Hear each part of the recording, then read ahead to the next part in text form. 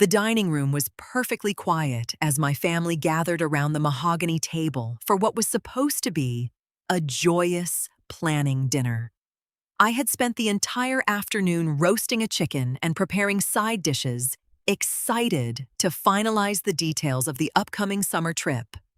I am 66 years old, a widow of 5 years, and I had decided to treat my son Mark and his wife Chloe to a luxury week at a beachfront villa in Florida. I sat at the head of the table, sipping my iced tea, watching Chloe swipe through mood boards on her iPad. She was meticulously planning out our daily itineraries. "We need to talk about the sleeping arrangements and the daytime schedules," Chloe announced, not looking up from her screen. "The villa only has 3 bedrooms, and Mark and I need the master suite, plus the second room for my photography equipment and wardrobe changes." I paused, setting my fork down. "That leaves 1 room. My daughter Sarah isn't coming due to her work schedule, so I'll take the 3rd. Chloe finally looked up, her expression perfectly flat. "Actually, Valerie, I think it would be best if you stayed home this time." The table went completely silent. Mark suddenly found his mashed potatoes fascinating, refusing to make eye contact with me. "You're asking me to stay behind?" I asked, keeping my voice entirely steady. I didn't raise my tone. I simply observed the two of them. "It's not personal," Chloe continued, waving a hand dismissively. "But let's be realistic. We're planning wine tastings, late romantic dinners, and very specific photo shoots for my social media. Remove your mom from the vacation," she said, turning to Mark, speaking as if I wasn't sitting 2 feet away. "She doesn't fit with our image. We're trying to create a certain aesthetic, and having a senior citizen trailing behind us would just ruin the vibe we're going for." I waited for my son to speak. I waited for him to defend the woman who had raised him, or at the very least, point out the glaring reality of this trip. He just looked down and shifted uncomfortably in his chair.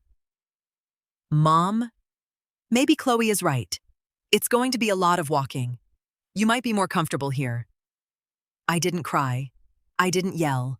I simply smiled, reached into my cardigan pocket, and pulled out my phone. Chloe looked satisfied, assuming I was texting my friends to complain, or perhaps checking my calendar. She immediately resumed talking to Mark about a private yacht excursion she wanted to book for their second day. I unlocked my phone, found the contact number, and dialed. I put the phone to my ear as I calmly took another bite of my dinner. "Hello, Seaside Vista Resort," I said clearly into the receiver. "This is regarding reservation 4482-B. I need to process a full refund on the booking." The chatter at the other end of the table stopped instantly. Chloe's head snapped up. "Yes, the entire reservation." I continued, ignoring their stares.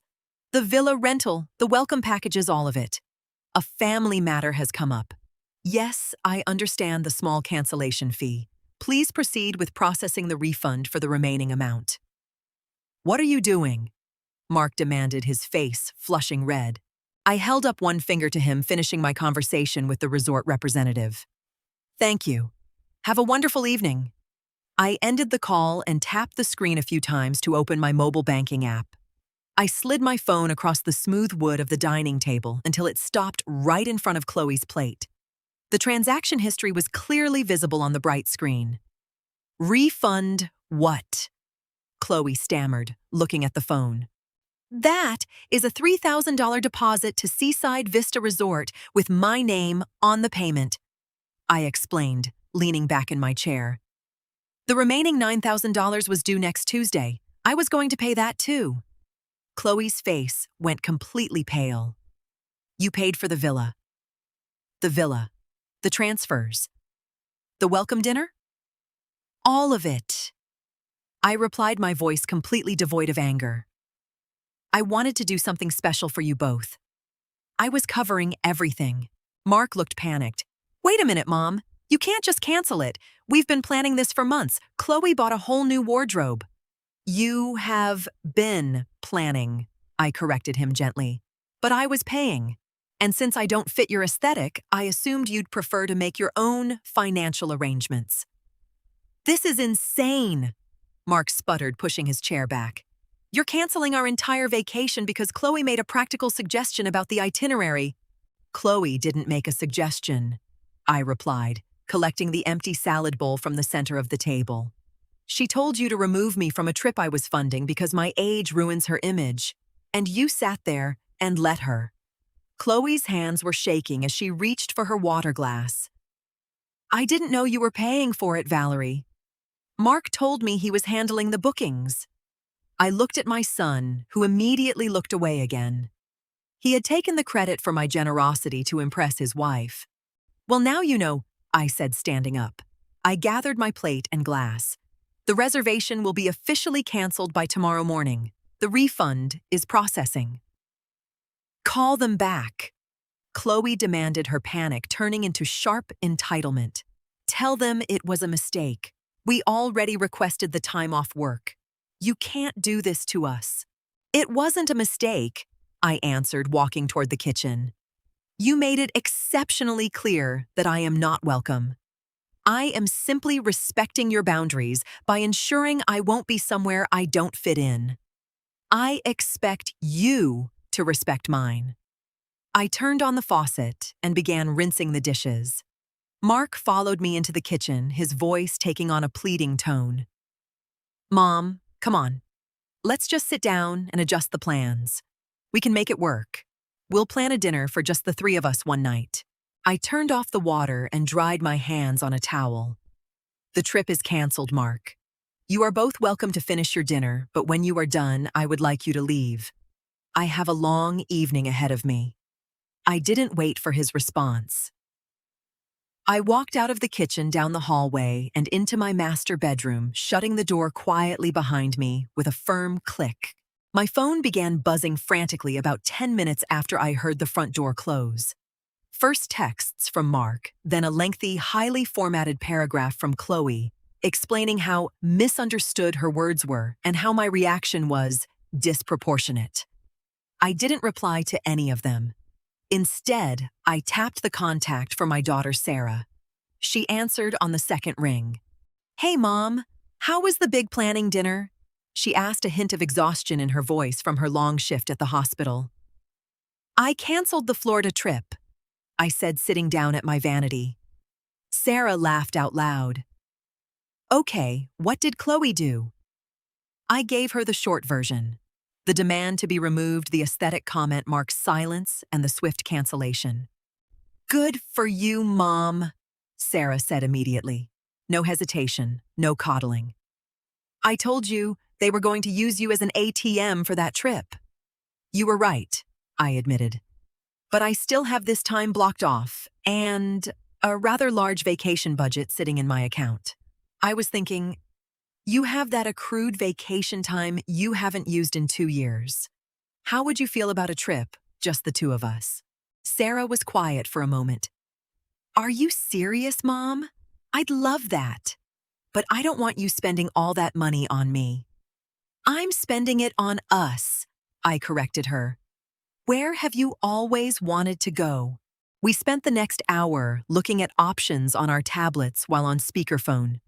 We bypassed Florida entirely and booked a stunning resort in Costa Rica. Hot springs, jungle tours, and quiet mornings on a private balcony. The total cost was significantly less than what I was going to spend on Mark and Chloe's extravagant aesthetic demands. And the company would be infinitely better. Before going to bed, I checked my phone.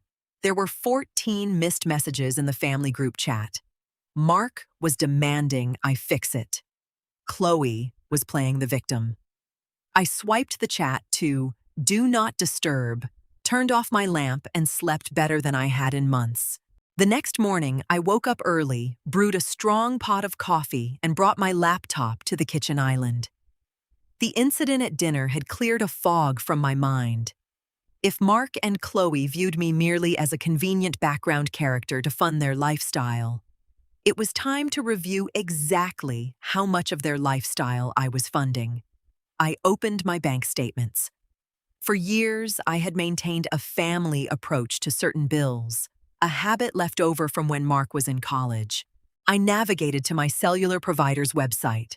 Mark and Chloe were both still on my unlimited family plan. I clicked Manage Lines, selected their two numbers, and initiated a transfer of billing responsibility. They would get a text message giving them 48 hours to assume the payments or their service would be disconnected. Next was the car insurance. I had kept Mark's SUV on my policy to secure a multi-car discount, but I was still paying the premium. I called my agent, requested to drop his vehicle, and felt a quiet satisfaction as my monthly premium dropped by nearly half. Finally, I changed the passwords to the 3 streaming services I paid for.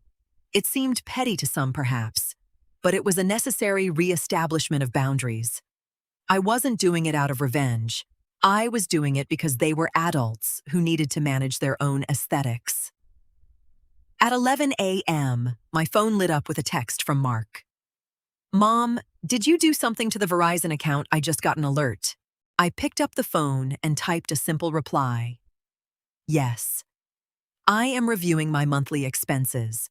The transfer link will let you set up your own payment method. Have a good day at work." I set the phone face down. The financial cord was officially cut. 2 days later, I was on the front porch repotting some ferns when Mark's SUV pulled aggressively into my driveway. I didn't stop my work as he and Chloe stepped out. Chloe was holding a small, unconvincing bouquet of grocery store tulips. They walked up the front steps, looking tense. "Hi, Valerie," Chloe offered, holding out the flowers. "We came to apologize. Things got a little heated the other night." I wiped the soil from my gardening gloves and didn't reach for the flowers. "Thank you, but I don't have a vase ready. You can set them on the patio table." Mark shoved his hands in his pockets. "Mom can." We go inside and talk about the phone bill thing, the insurance. "You're kind of leaving us in a bind here." My living room is a bit messy right now." I lied, calmly remaining firmly planted on the porch. "We can speak out here." Chloe's friendly facade slipped slightly. "Valerie, please. We just want to fix the Florida situation. We looked into rebooking it ourselves, but the rates without your deposit are astronomical. If you just call them and reinstate it, we promise you can come. We'll even make time for a dinner with you." The sheer audacity of the offer almost made me laugh. I appreciate the generous offer to attend a dinner on a trip I am paying for Chloe.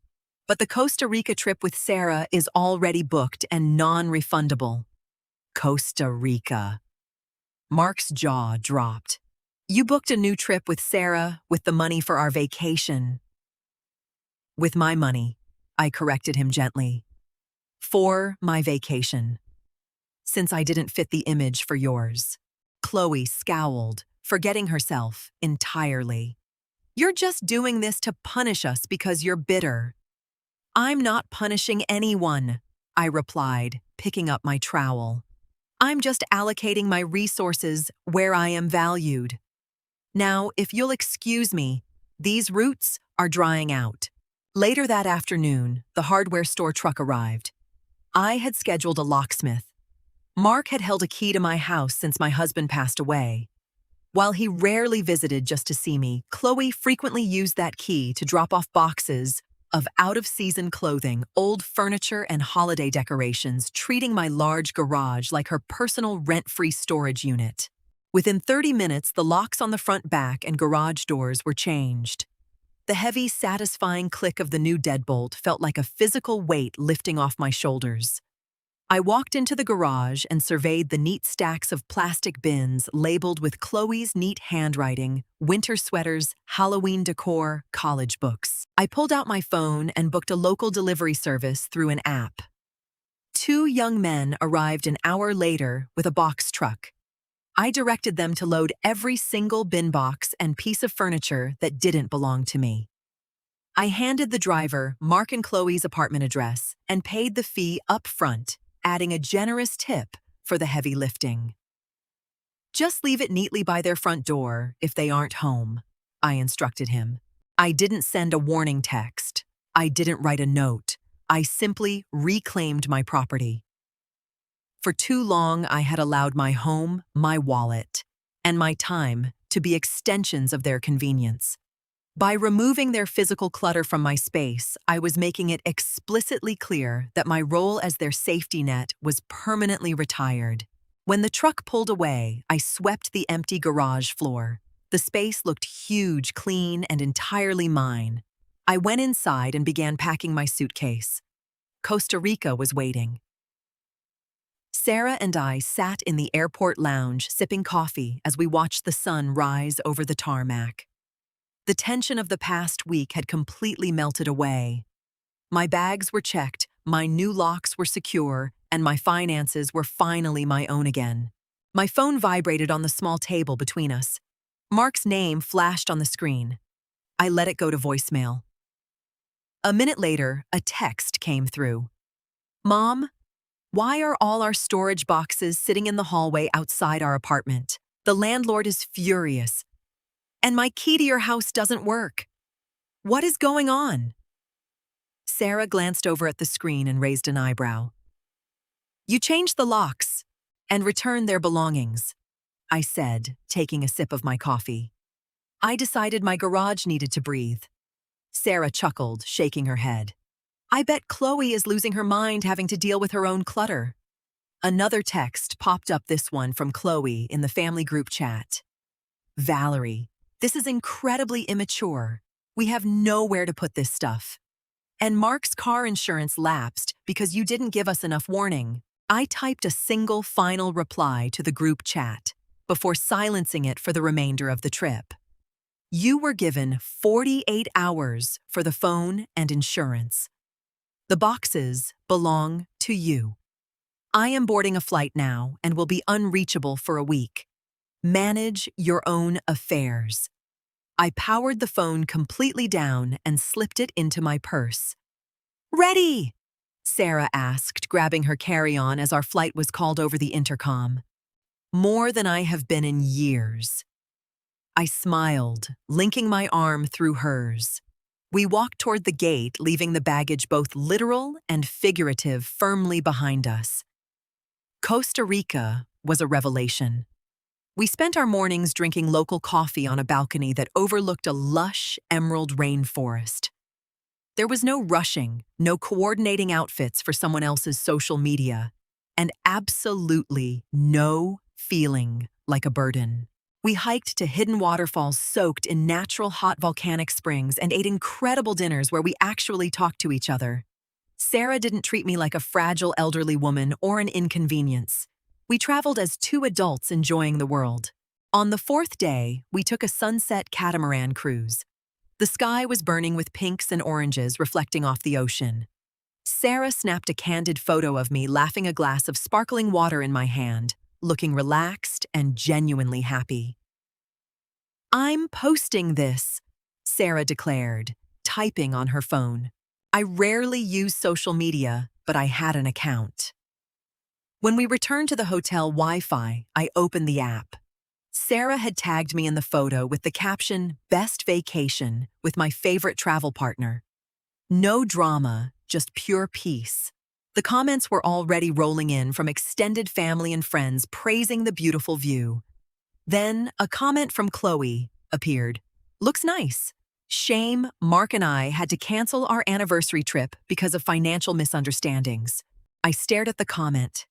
I didn't get angry. I didn't engage in a public argument. I simply tapped the small icon next to her name and selected block. I did the same to Mark's profile. I closed the app, walked out onto the balcony, and listened to the sounds of the jungle. I didn't need the last word. I already had exactly what I wanted. When I returned home, the house was perfectly quiet. My garage was still clean. My locks were still secure. It took 2 weeks for Mark to finally come over. This time, he came alone. He stood on the porch, looking tired.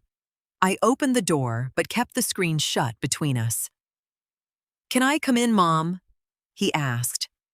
"We can talk here," I said, leaning against the door frame. "Look, I'm sorry about how things went down," he muttered, scratching the back of his neck. Chloe was stressed about the trip, but you really pulled the rug out from under us. The phone bills, the insurance, the storage. It's costing us a fortune. It's costing you exactly what it costs to live your own life, I corrected him calmly. I am not your bank mark, and I will not tolerate being treated as disposable in exchange for my money. So what, we're just not a family anymore? He asked defensively. We are a family, I replied. But the dynamic has changed. I am your mother, not your sponsor. When you and Chloe can treat me with basic respect, we can have lunch. Until then, you need to figure things out on your own. I didn't wait for a dramatic realization.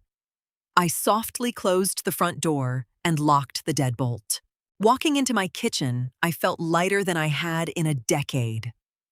I poured a glass of water, looked at the travel brochure for Europe sitting on the counter, and began circling destinations. Sometimes, the most powerful thing a mother can do is simply stop playing a role that no longer serves her and finally write her own itinerary. If there's one thing we can learn from Valerie's journey, it's that your presence and your peace is a privilege, not a given. You never have to argue, yell, or try to prove your worth to people who view you as an inconvenience. Sometimes the most powerful response isn't a dramatic confrontation. It's simply removing your energy, closing your wallet, and quietly walking away to build a life with people who actually value you. Setting firm boundaries doesn't mean you're bitter or angry. It just means you finally recognize your own worth and you refuse to discount it to fit into someone else's aesthetic. If you enjoyed this story and believe in the power of walking away with your dignity intact, hit that subscribe button. We share stories just like this every week about real people setting boundaries, reclaiming their peace, and taking back control of their lives. How would you have handled Mark and Chloe? Let me know down in the comments. I love reading your perspectives. Thanks for being here, and I'll catch you in the next one.